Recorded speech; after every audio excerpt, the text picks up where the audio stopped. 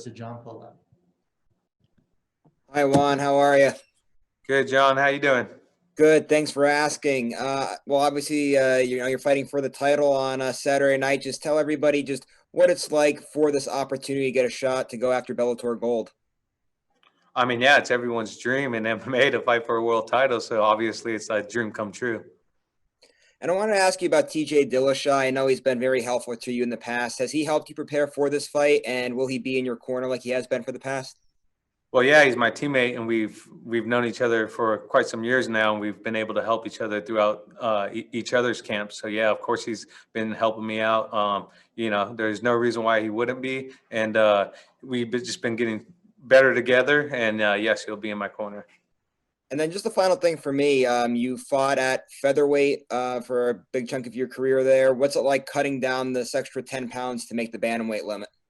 Well, I think I fought more at my bantamweight division than I had at 145. But yeah, I mean, it's an opportunity to keep growing and setting yourself different in the sport of MMA. I fight at 145, 155, 135. It doesn't matter. I just want the best opponent out there at the time and put on a great performance for fans. Next question goes to Gareth Davies. Hi, Juan. Good evening. How are you from London? What's up, brother? I'm doing good. How you doing? I'm very well. You're looking very lean and mean, I must say. You got that brilliant hat on as usual. Can I ask you? I get the sense with you, that at bantamweight, you're actually sharper, you're meaner, you're moodier, and yeah, exactly, and that it suits you to go down in that weight. Yeah, I mean, I love every challenge that comes up. 135 is quite a challenge. Everything's a lot more fine print. You have to be a lot more strict, a lot more rigorous with your training. You have to be precise on your diet. And so everything is like zoned in. You're more in tune with your body. I mean, I wish everyone could experience what I'm going through just because overall well-being, it brings spirituality, something different in you. And sometimes you're fasting and you go to these training camps fasting, and it brings your focus in, and like just everything about it is a different aura around it, and I love it. I love the challenge, and it's brought back a new fire in me. Lovely. Wow, inspirational words. You're a quotes machine today. The other thing about you is, and you and I have had, very long conversations. You've had a really long life journey to this point as well. You've only, in your senior fighting career, you've only lost to Patricio, and that was over 5 rounds, wasn't it? So, in a terrific fight. So, I'm trying to talk about your whole journey in life here. And I want you to answer in that way what it really means. I know it's a dream come true, but you have fought so hard in your life. And I know this from talking to you. You have fought so hard in your life to get to this point, and hold the gold. Yeah, I mean, going through this journey in life is crazy, man. You go through the highest highs, you go through the lowest lows. You're faced with adversity, but through every low in my life, I've always had great success after, whether that's spending time in jail and prison, and then, wondering how'd you end up here, and then going on different journey, traveling again, and I mean, shoot, not even seeing a tree in a year, and then going on these different journeys, and you're able to see different countries, and then, having great success through that, and having a family, and going through, financial struggle, and then boom, all of a sudden you have financial gain, fighting for a world title, you lose it. And then here I am again fighting for a world title, which I know in my heart this time is going to be different. The outcome's going to be different. And for me, like, experiencing that and going through that type of journey, like, you appreciate it more. You're able to understand what people that haven't gone through this journey or hadn't had the opportunity to fight for a world title have experienced. Hence my teammate Cub Swanson. Like, I can't say I don't know what it's like for him as a fighter, because I've been blessed with better opportunities in my MMA career than he has, and he's had better runs than me in MMA. He's been able to stack up huge knockouts and be on a huge fight win streak and never get that opportunity. And for me, coming off a loss, then coming off a good win, and then I'm right back in the title mix. That's true belief in an organization, and me believing in an organization that has my back, and to give me this opportunity to step in, even though I haven't fought at this weight class in a year, but they believe in me because they've shown that I've fought at different weight classes. I'm a competitor. I'm one of the best guys in their organizations that they had at any weight class I could fight and show that. And so to me, it shows appreciation from the organization that makes me want to go out there Saturday night and do my damnedest to win and be a representative of Bellator MMA, so I could bring that back to Spain and bring it back for the Spanish people, because that's my true calling in this sport, is bringing MMA, a big organization like Bellator, into MMA, and defending a world title there is going to be priceless. The words of a champion, and you sound completely on point. It's a pleasure to see you, even though you can't see us, and an absolute pleasure to speak to you. Thanks, Juan. Go get the job done, brother. Thank you, buddy. I appreciate it. Steve? All right, Juan, thank you for the time as always. And your previous title opportunity has already been mentioned by several people. So I want to get your thoughts, how you compare Patrick Mix to Patricio Pitbull in their relative skill sets going into this title fight. Yeah, I mean, with Patricio Pitbull, you have an all-around awesome MMA fighter. He's one of the best in the organization.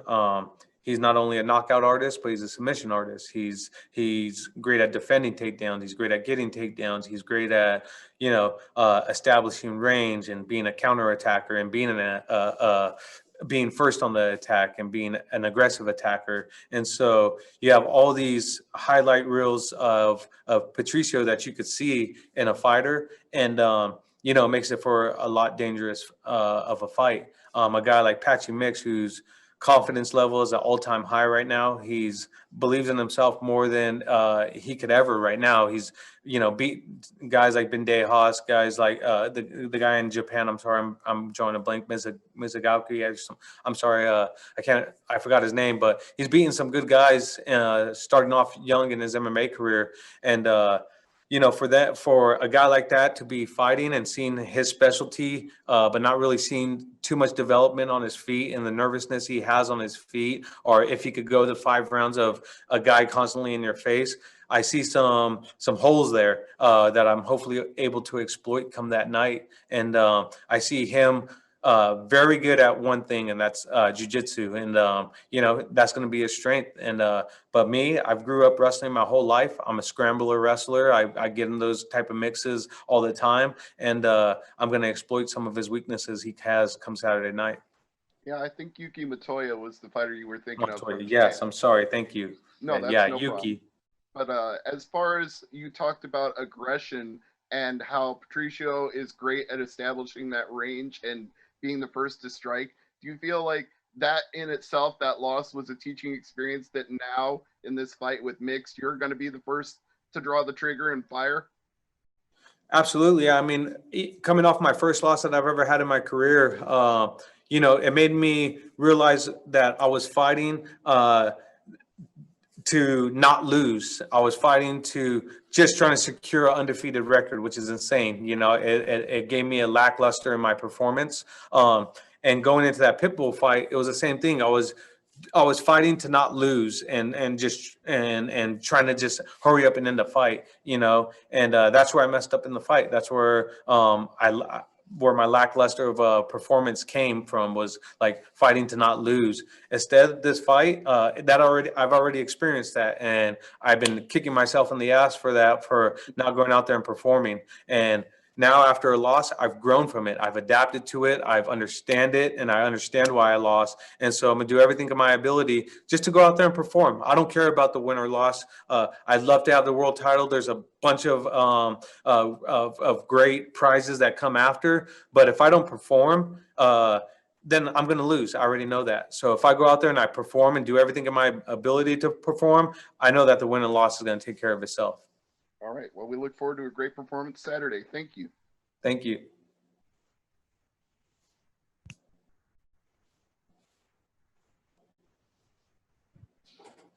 Our next question goes to Connor Northrup. Hey, Juan, how you doing today? Good, Connor. How are you doing? Good, thanks for asking. Nice. One thing I just want to talk to you about too is I know you were a part of the Kingdom show, and that show's obviously kind of been back on Netflix too. I mean, what's it been like kind of seeing the resurgence of that during this time where, just days away from the title? Oh, we put a lot of hard work, and we like Joe Stevenson and I to make the show as authentic as possible, where people could truly relate to it. Trying to give our life stories and being able to see our life stories play out in some of the scenes in Kingdom was a blessing, and then to be part of it. And I fight out of Navy Street to this day. That's why you'll hear them say fighting out of Navy Street, Venice Beach, California. A crazy story was after the first season, I met the writer of the show. His name's Byron Belasco. Joe Stevenson introduced me to him. He's like, "Hey, this is my fighter." Da da da. He's like, "Oh, I know you from somewhere." And I was like, "Oh, I don't think we have ever met." He's like, "No, but I know you." And then the next day, he shows me a video, and it was my first fight. He's like, "Dude, this was the first MMA fight I've ever been to, and I watched your first fight." And he's like, "It gave me so much inspiration on what I want a fight scene to look like, because I got dropped in the first 30 seconds. He was sitting in between my family. They're just going crazy because they're fight fanatics and are just combat fanatics in general." And he got the whole every different type of feeling that he wanted to feel from a crowd, from a fight. And he was like, "Dude, it was awesome." And I was like, "Well, thanks, man. I appreciate it." And then Joe Stevenson, man of great ideas, he said, "Hey, I have an idea. Like, if it's okay with you, let Juan fight out of Navy Street the rest of his career." He's like, "Dude, would you do that?" And I was like, "Yeah, absolutely. I don't mind fighting out of Navy Street. I would love to." And then the next season and the season after, he let me actually wrote me a character in the show. And when Joe Stevenson was fighting on The Ultimate Fighter, I stepped in for the MMA consultant on the show. So it was an awesome experience. And then I was driving between that and The Ultimate Fighter and back and forth. And so dealing with the in-betweens, and it was just an awesome opportunity to have, and I was truly blessed to go through that experience. Well, hopefully they bring that show back, and then you can have the title on the show. Absolutely. I mean, that's why, like, at the end, they like tell Ryan, like, they're like, "We're either going to go to Bellator or UFC," because I was on that fence. And so they wanted to bring that reality into the show and talk more about the UFC and Bellator as a guy that I fought for King of the Cage, and the promotion was called King Beast. And you have these champions coming up out of King Beast that made their claim in the local scene. And now we're ready to step up to, a worldwide production like Bellator or UFC. And obviously I went the Bellator route. So it was cool to see that, transpire and happen. Thanks, Juan. Yeah, absolutely. All right, next question, Harry Mack. Hey, Juan, thank you for your time. Oh, yeah, thanks, Harry. Absolutely. So you haven't been able to fight since January, obviously because of circumstances out of your control. So other than training, how have you been staying busy? Training. After training, we go back to more training. No, just hanging out with the family. I was actually getting ready for a bow hunt. It would have been September 3rd to the 18th, but the Apache Reservation and the Apache tribals of San Carlos had to shut down their hunting season because of the COVID situation. So I was getting ready, practicing a lot with TJ in our backyard, like shooting some 3D elk with our bows, and just spending family time, working out with Josh Rosen, putting on muscle, and then taking it back down and taking it, trying to bring it back into 135. So got to experience some different training partners, which was nice. And, experience training with Brian Ortega, got my jiu-jitsu game a lot more stronger, as well as Felipe Del Monica. So it's been an awesome journey. Awesome. So other than your fight with Pitbull, this is actually the only time in your pro career that you've been the betting underdog going into a fight. So is that something that you're aware of, or you put any stock into going into a fight? No, that's news to me. So if you're out there, throw some good money on me, and you're gonna come out like a bandit. So. There you go. And I guess just my last question, just to follow up on Connor's last question there a little bit, where you were talking about Kingdom and kind of making that decision between Bellator and the UFC. What was it that really made you choose Bellator or drew you towards Bellator? You know what? It was just like, I believe at the time Bellator was a rising promotion, with Scott Coker and wanting to get the best talent out there.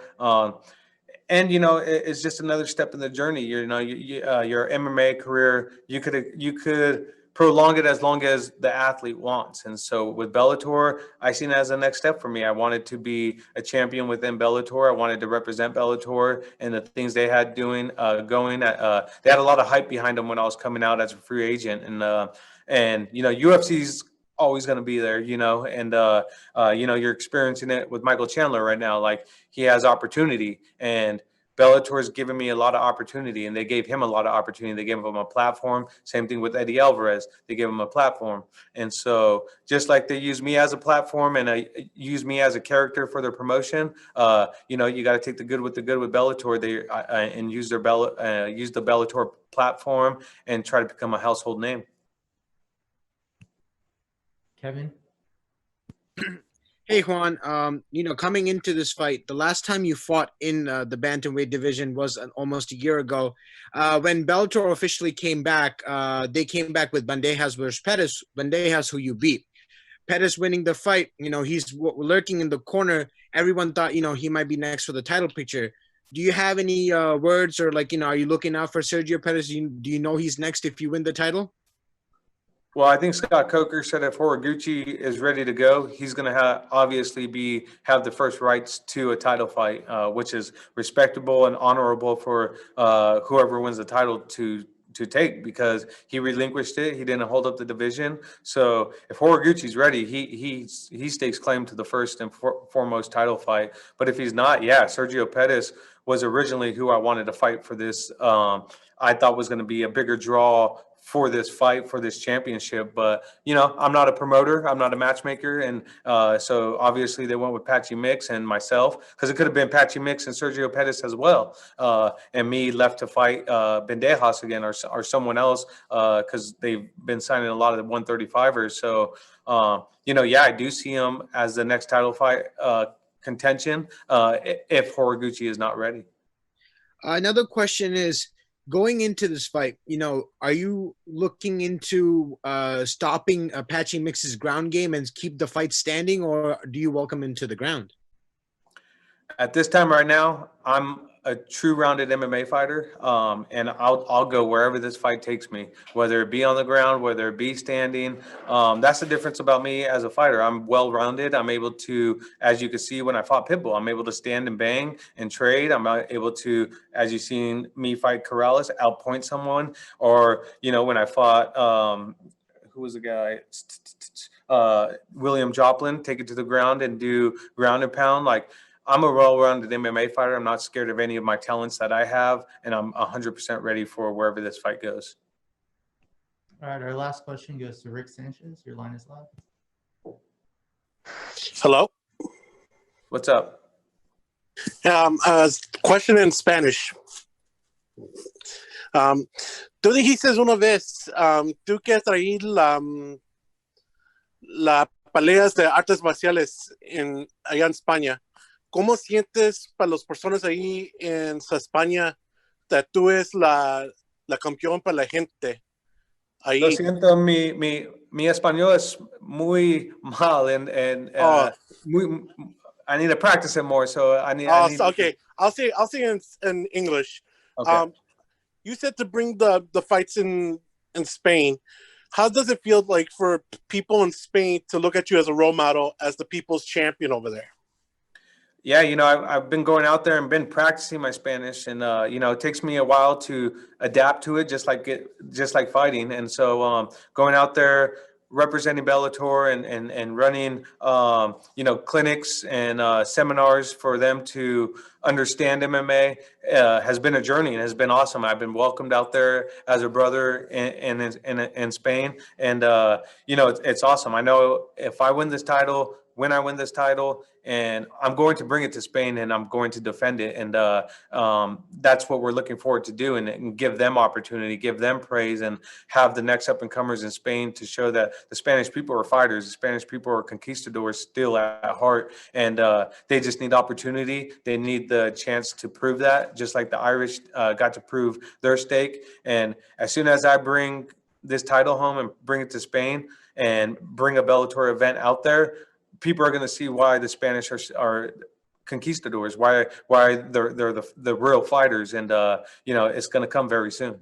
This fight's more than me. It's for the Spanish people.